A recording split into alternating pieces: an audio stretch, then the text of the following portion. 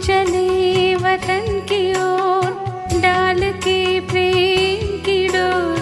हम चले वतन की ओर डाल के प्रेम की डोर।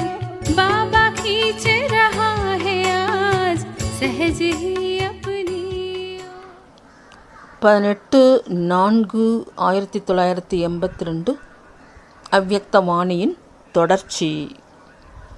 பாட்டிகளுடன் சந்திப்பு.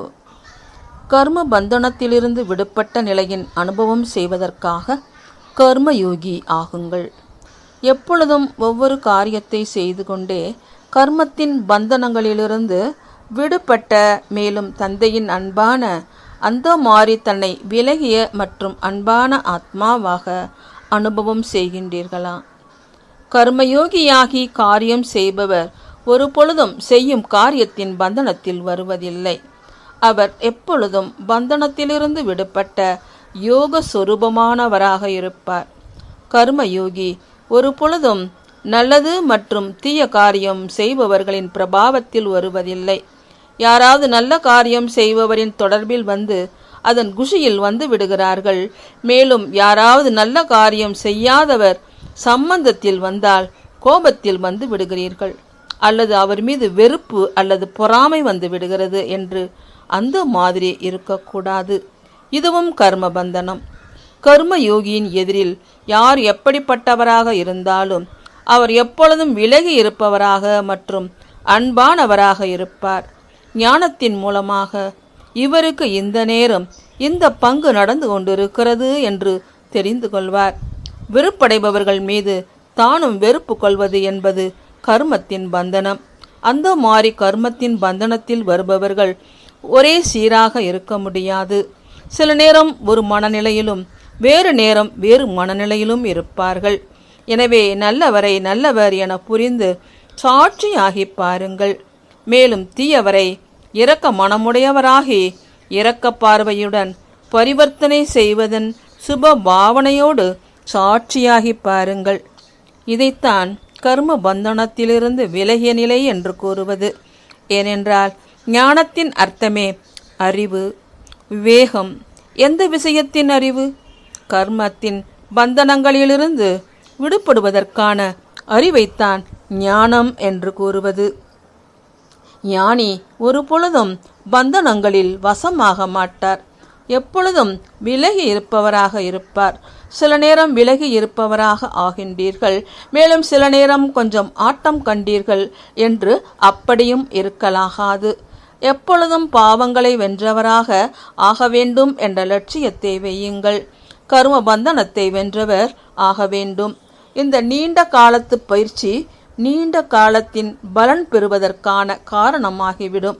மேலும் இப்பொழுதும் கூட மிக விசித்திரமான அனுபவம் செய்வீர்கள்.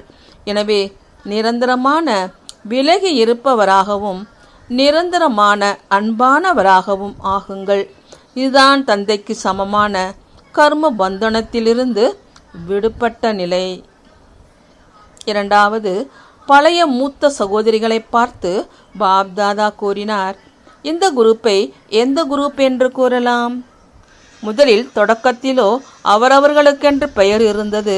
இப்போது எந்த பெயர் கொடுக்கலாம்? எப்பொழுதும் தந்தையின் தொடர்பில் இருக்கக்கூடிய, எப்பொழுதும் தந்தையின் வலதுகரம் நீங்கள் அந்த மாதிரி குரூப்பு தான் இல்லையா? பாப் தாதாவும் புஜங்களின்றி இவ்வளோ பெரிய ஸ்தாபனையின் காரியத்தை எப்படி செய்ய முடியும்? எனவே நீங்கள் ஸ்தாபனை காரியத்திற்கான விசேஷ புஜங்கள்.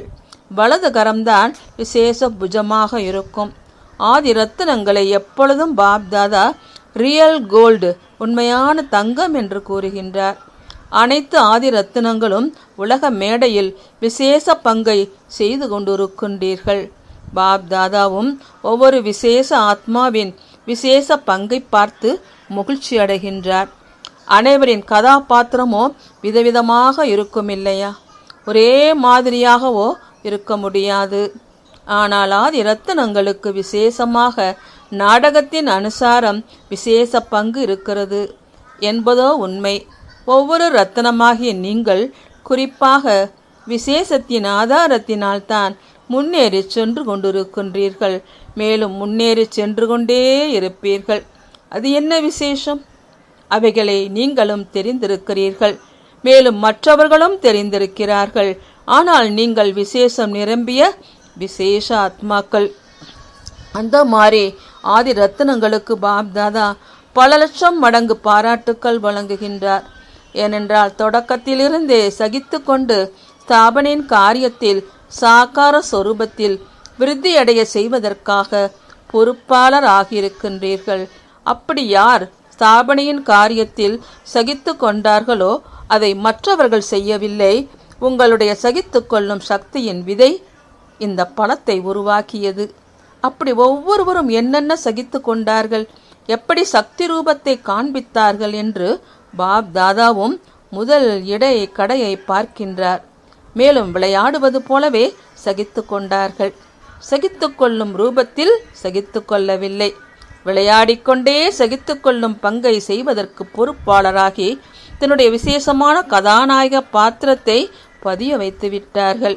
எனவே ஆதி ரத்தினங்களின் இந்த பொறுப்பாளராகும் பங்கு எப்பொழுதும் பாப் தாதாவின் எதிரில் இருக்கின்றது. மேலும் இதன் பலனாக நீங்கள் அனைத்து ஆத்துமாக்களும் எப்பொழுதும் அமரராக இருங்கள். தன்னுடைய பங்கை புரிந்து கொண்டீர்களா? எவ்வளவுதான் யாராவது முன்னுக்கு சென்று விட்டாலும், ஆனால் இருந்தும் என்று கூறுவோம். பாப் தாதாவிற்கு பழைய பொருளின் மதிப்பு தெரியும். புரிந்ததா? நல்லது. வரதானம். எந்த ஒரு காரியம் செய்து கொண்டே எப்பொழுதும் இதய சிம்மாசனதாரியாக இருக்கும் கவலையற்ற மகாராஜா ஆகுங்கள். யார் எப்பொழுதும் பாப் தாதாவின் இதய சிம்மாசனத்தில் இருக்கின்றார்களோ அவர்கள் கவலையற்ற மகாராஜா ஆகிவிடுகிறார்கள். ஏனென்றால் இந்த ஆசனத்தின் விசேஷமே, யார் இந்த ஆசனத்தில் அமர்ந்திருப்பவராக இருப்பாரோ அவர் அனைத்து விஷயங்களிலும் கவலையற்றவராக இருப்பார். எப்படி இன்றைய நாட்களிலும் ஏதாவது ஸ்தானத்திற்கு விசேஷமாக ஏதாவது புதுமை, சிறப்புத்தன்மை, விசேஷம் கிடைத்திருக்கிறது என்றால் இதய சிம்மாசனத்தின் விசேஷமே கவலை வர முடியாது. இந்த இதய சிம்மாசனத்திற்கு வரதானம் கிடைத்திருக்கிறது. எனவே எந்த ஒரு காரியம் செய்து கொண்டும் எப்பொழுதும் இதய சிம்மாசனத்தில் அமர்ந்திருப்பவராக ஆகியிருங்கள். ஸ்லோகன்: வரிசை எண்ணில் முன்னுக்கு வர வேண்டும் என்றால் அன்பு மற்றும் சகயோகத்தின் கூடவே சக்தி ரூபத்தையும் தாரணை செய்யுங்கள். ஓம் சாந்தி. तो बच्चों को तो सर्विस करनी है, जो बाबा कहते हैं सबको ये बताओ कि देखो तुम्हारा एम एंड ऑब्जेक्ट ये है, एक गीता है बढ़िया, ये राजयोग है ना बच्चे। कैसे है राजयोग? बिल्कुल सहज है कि बाप को याद करो तो ये वैसा मिलेगा तुमको। ओम शांति।